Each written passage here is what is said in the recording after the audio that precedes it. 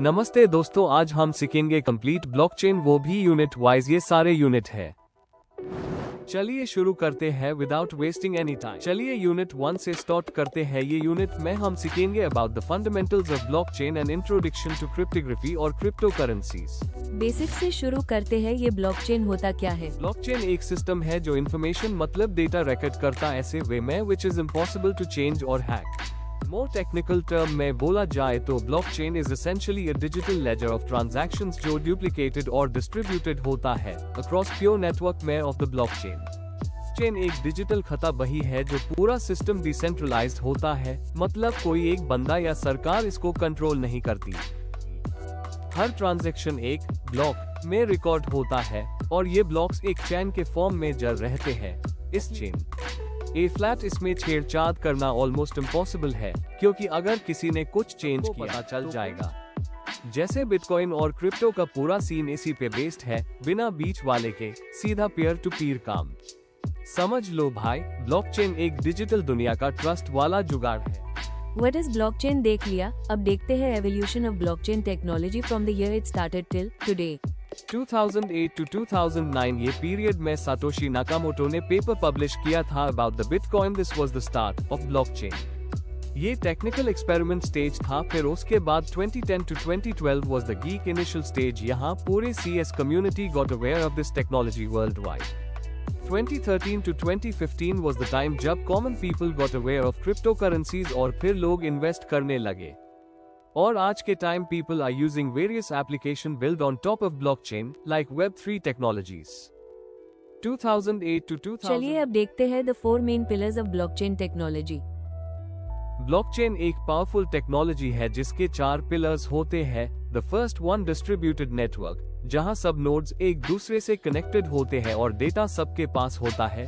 इससे कोई एक सेंटर कंट्रोल नहीं करता है। द सेकंड वन क्रिप्टोग्राफी, जो डेटा को सिक्योर और टैम्पर प्रूफ बनाता है using complex mathematical techniques. Third वाला कंसेंसस एल्गोरिथम्स, जैसे प्रूफ ऑफ वर्क या proof of stake. We will see this in above topics. It's like जो नेटवर्क के नोड्स को एग्री करने में मदद करते हैं कि कौन सी ट्रांजैक्शन वैलिड है। और लास्ट वाला डेटाबेसेस, जो इम्यूटेबल और ट्रांसपेरेंट रिकॉर्ड रखते हैं हर ट्रांजैक्शन का in the form of interconnected blocks. Now let's see the blockchain applications pillars। Plus पे टिके हैं। ट्रेडिशनल डेटाबेस टेक्नोलॉजी मतलब पुराना डेटा रखने का सिस्टम जो रिकॉर्ड संभल है। पैरेलल एंड डिस्ट्रीब्यूटेड कंप्यूटिंग का मतलब होता है काम सब जगह एक साथ होना, जिससे स्पीड और एफिशिएंसी बढ़ जाती है। सेंसर एंड IoT टेक्नोलॉजीज का यूज स्मार्ट डिवाइसेस से डेटा लेने के लिए होता है, जैसे मशीन खुद बता दे क्या हो रहा है। कम्युनिकेशन टेक्नोलॉजीज का रोल है डेटा को फास्ट और सिक्योर तरीके से भेजना। क्लाउड कंप्यूटिंग मतलब डेटा हवा में कहीं से भी एक्सेस कर लो। और artificial intelligence and machine learning का मतलब है मशीन खुद सीख जाए और स्मार्ट डिसीजन लेती है। Okay, now we have covered most of the basics। अब चलिए देखते हैं ब्लॉकचेन का आर्किटेक्चर डायग्राम। सबसे पहला ब्लॉक होता है जेनेसिस ब्लॉक। यह बेस है, माँ बाप ब्लॉक बोल सकते हैं, जिसका कोई प्रीवियस हैश नहीं होता। इसके बाद आता है ब्लॉक 2, जिसमें 3 इंपॉर्टेंट चीजें होती हैं। डेटा, जो ट्रांजैक्शंस का एक्चुअल कंटेंट है। हैश, जो उस ब्लॉक का यूनिक डिजिटल सिग्नेचर है। और प्रीवियस हैश, जो जेनेसिस ब्लॉक के हैश को पॉइंट करता है। यह कनेक्शन इंश्योर करता है कि ब्लॉक्स चेन में प्रॉपर्ली लिंक्ड है। फिर आता है ब्लॉक 3, सेम स्ट्रक्चर के साथ। इसमें अपना हैश होता है, डेटा होता है और प्रीवियस हैश होता है जो ब्लॉक 2 के हैश को रेफर करता है। Let's now see the difference between centralized, decentralized, distributed systems। Centralised system में कंट्रोल एक जगह होता है, डिसेंट्रलाइज्ड में कंट्रोल मल्टीपल पॉइंट्स पर बनता है और डिस्ट्रीब्यूटेड सिस्टम में डेटा और प्रोसेसिंग पूरे नेटवर्क में फैला होता है।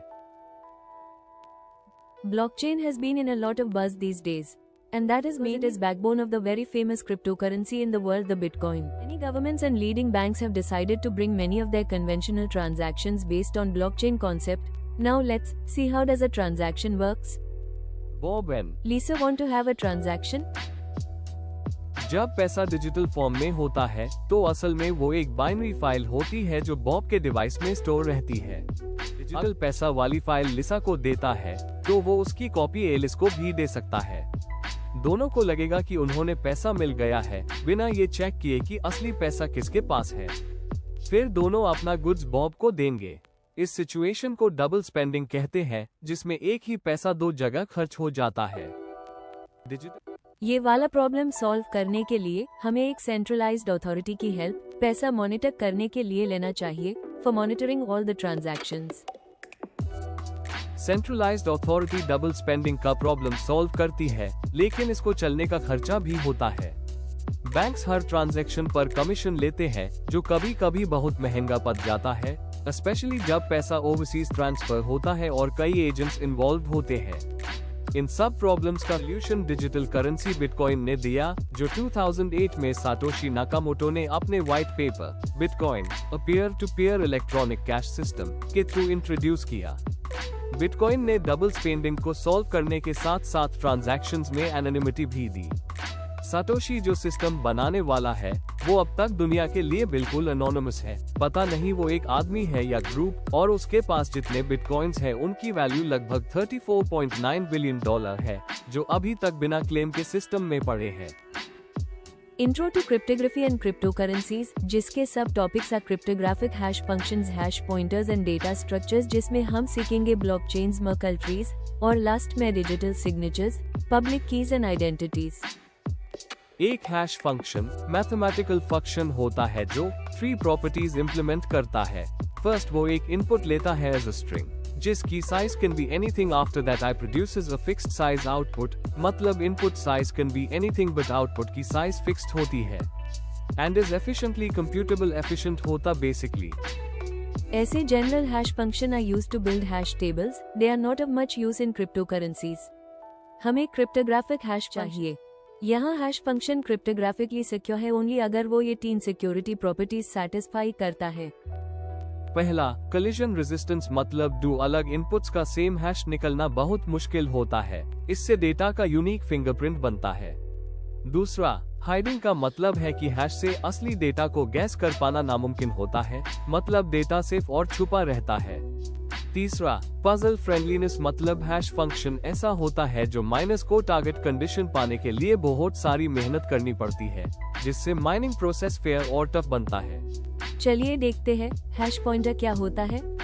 हैश पॉइंटर एक स्पेशल पॉइंटर होता है जो 2 काम करता है। एक तो वो डेटा का एड्रेस या लोकेशन दिखाता है, और दूसरा यूएस डेटा का हैश वैल्यू भी स्टोर करता है। इसका फायदा ये होता है कि जब भी आप यूएस पॉइंटर को फॉलो करते हो, आपको पता चल जाता है कि डेटा बदला तो नहीं, क्योंकि अगर डेटा चेंज होगा तो उसका हैश भी चेंज हो जाएगा। ये ब्लॉकचेन में ब्लॉक्स को सिक्योरली लिंक करने के लिए उस होता है, जिससे पूरा चेन टैम्पर प्रूफ बन जाता है। टेक्निकली ब्लॉकचेन एक linked list with hash pointers होता है।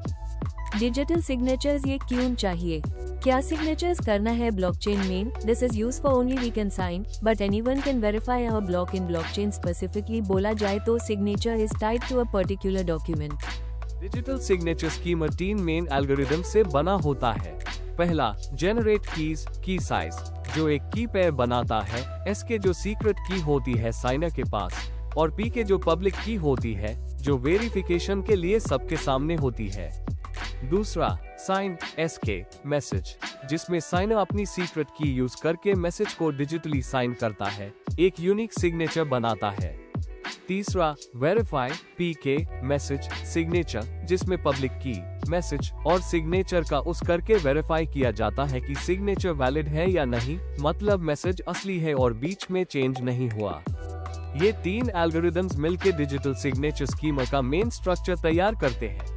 बॉब कहता है कि वो लिसा को $10 भेजे रहा है, तो वो एक प्लेन टेक्स्ट मैसेज बनाता है जिसमें बॉब का सेंडर, पब्लिक की, लिसा का रिसीवर, पब्लिक की और अमाउंट $10 होता है। इसके साथ बॉब अपनी रेमिटेंस का पर्पस भी मैसेज में डालता है, जैसे मैं तुमसे कद्दू खरीदना चाहता हूँ। फिर पूरा मैसेज बॉब अपनी प्राइवेट की से डिजिटली साइन करता है। जब लिसा को ये मैसेज मिलता है तो वो पीकेआई का सिग्नेचर वेरिफिकेशन एल्गोरिदम और बॉब का पब्लिक की यूज करके कंफर्म करती है कि मैसेज सच में बॉब ने ही भेजा है। लिसा एक मैसेज बनाती है जैसे, ये लो, तुमने जो मेरा ईबुक मांगा था उसका लिंक। वो इस मैसेज को बॉब के पब्लिक की से साइन करती है, जो उसने बॉब के रिक्वेस्ट मैसेज में पाया था। साथ ही वो मैसेज को एनक्रिप्ट भी करती है एक सीक्रेट की से, जो दोनों ने HTTPS हैंडशेक के टाइम शेयर की होती है, ताकि मैसेज पूरी तरह प्राइवेट और सिक्योर रहे। चलो एक एग्जाम्पल लेते हैं जिसमें हम अपना एक कॉइन बनाते हैं, नाम रखते हैं गूफी कॉइन। ये कॉइन इनिशियली गूफी के पास होता है, जिसका एक यूनिक कॉइन आईडी होता है और ये कॉइन गूफी ने साइन करके क्रिएट किया होता है। गूफी ये कॉइन एलिस को ट्रांसफर करता है, अब कॉइन एलिस के पास चला जाता है, फिर एलिस इसे बॉब को दे सकती है। लेकिन प्रॉब्लम यह है कि रेसिपिएंट जैसे एलिस इस कॉइन की एक कॉपी किसी और को भी दे सकती है, मतलब डबल स्पेंडिंग हो सकता है, जिससे फ्रॉड होता है और सेम कॉइन मल्टीपल बार यूज हो जाता है। इस प्रॉब्लम का सॉल्यूशन हम बनाते हैं स्क्रूज कॉइन। यहाँ स्क्रूज एक सेंट्रलाइज्ड अथॉरिटी होता है जो हर ट्रांजैक्शन का एक पब्लिक हिस्ट्री मेंटेन करता है, एक चेन ऑफ ब्लॉक्स जिसे हम ब्लॉकचेन कहते हैं, और हर ब्लॉक को स्क्रूज साइन करता है। यहाँ सभी ट्रांजैक्शंस एक ही ब्लॉक में दिखते हैं और नया कॉइन तभी वैलिड होता है जब क्रिएट कॉइन्स ट्रांजैक्शन स्क्रूज ने अप्रूव किया हो। लेकिन इसमें भी एक प्रॉब्लम है, स्क्रूज एक ट्रस्टेड पार्टी है। सवाल ये है, क्या हम करेंसी को डिस्क्रूजिफाई कर सकते हैं? क्या बिना किसी ट्रस्टेड सेंट्रल पार्टी के काम चल सकता है? इसी का जवाब मिलता है यूनिट 2 में, जहां हम पढ़ेंगे कि कंसेंसस एल्गोरिदम्स का यूज करके कैसे डिसेंट्रलाइज्ड तरीके से करेंसी सिस्टम को चलाया जा सकता है। चलो अब देखते हैं features and advantages of blockchain. Blockchain एक सिक्योर और डिसेंट्रलाइज्ड सिस्टम है जिसमें सारे ट्रांजैक्शंस ट्रांसपेरेंटली रिकॉर्ड होते हैं। इसके फीचर्स जैसे इम्यूटेबिलिटी, ट्रांसपेरेंसी और कंसेंसस इसे रिलायबल बनाते हैं। ये बीच का मिडलमैन हटाकर फास्ट, सेफ और लो कॉस्ट ट्रांजैक्शंस अलाउ करता है। इससे फ्रॉड रोकना और डेटा का ट्रस्ट मेंटेन करना इजी हो जाता है। चलिए देखते हैं ब्लॉकचेन के टाइप्स। पब्लिक ब्लॉकचेन ये सबके लिए ओपन होती है, कोई भी ज्वाइन कर सकता है, जैसे बिटकॉइन या इथेरियम। सब नोड्स को इक्वल राइट्स मिलते हैं। प्राइवेट ब्लॉकचेन ये एक ऑर्गेनाइजेशन के अंडर होती है, सिर्फ ऑथराइज्ड लोग हाई एक्सेस कर सकते हैं। फास्ट और सिक्योर होती है इंटरनल यूज के लिए। कंसोर्टियम ब्लॉकचेन ये मल्टीपल ऑर्गेनाइजेशंस मिलके कंट्रोल करती हैं। ट्रस्ट डिस्ट्रीब्यूटेड होता है और उस होती है बिजनेस कोलैबोरेशंस में। तीनों का अपना रोल है depending on use case. Blockchain के कुछ लिमिटेशंस भी हैं। स्केलेबिलिटी, जैसे जैसे ट्रांजैक्शंस बढ़ते हैं, प्रोसेसिंग स्लो हो जाती है। Energy consumption, proof of work जैसे मेथड्स बहुत ज्यादा इलेक्ट्रिसिटी कंज्यूम करते हैं। स्टोरेज ओवरहेड, हर नोड को पूरा लेजर स्टोर करना पड़ता है, जिससे डेटा साइज बढ़ता जाता है। रेगुलेटरी इश्यूज, कई कंट्रीज में क्लियर लीगल फ्रेमवर्क नहीं है ब्लॉकचेन के लिए। प्रिवेसी चैलेंजेस, पब्लिक ब्लॉकचेन पर सब कुछ ट्रांसपेरेंट होता है, जो हर उस केस के लिए आइडियल नहीं होता। इन लिमिटेशंस के बावजूद ब्लॉकचेन की पोटेंशियल काफी प्रॉमिसिंग है। मर्कल ट्री, जिसका पेटेंट रैल्फ मर्कल ने 1979 में लिया था, ब्लॉकचेन का एक फंडामेंटल पार्ट है। ये बॉटम अप अप्रोच यूज करता है, जिसमें ट्रांजैक्शंस के हैशेस कंबाइन होकर एक सिंगल मर्कल रूट बनाते हैं। ये सिस्टम डेटा की इंटीग्रिटी और वैलिडिटी इंश्योर करता है। अगर डेटा में कोई चेंज हो तो रूट बदल जाता है।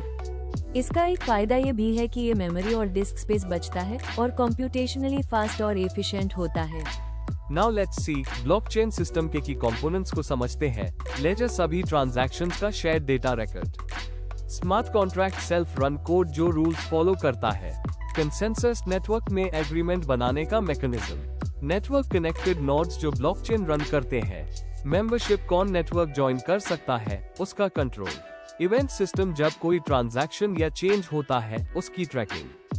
मैनेजमेंट सिस्टम का कंट्रोल, मॉनिटरिंग और अपडेट्स।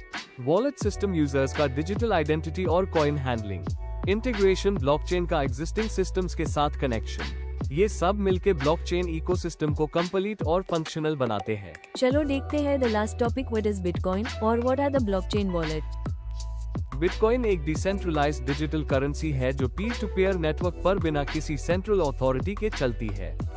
बिटकॉइन यूजर्स 3 टाइप्स के होते हैं। फुल क्लाइंट, जो पूरा ब्लॉकचेन डाउनलोड करके ट्रांजैक्शंस वेरीफाई करता है। लाइट क्लाइंट, जो सिर्फ ब्लॉक हेडर्स रखता है और फास्ट होता है। और वेब क्लाइंट, जो ब्राउजर बेस्ड होता है और थर्ड पार्टी सर्विस पर डिपेंड करता है। ब्लॉकचेन वॉलेट आपके प्राइवेट और पब्लिक कीज को स्टोर करता है, जिससे आप कॉइन्स भेजे और रिसीव कर सकते हैं। वॉलेट के टाइप्स में hot wallet, internet connected, cold wallet, offline storage और मोबाइल वॉलेट, फोन एप्स शामिल है।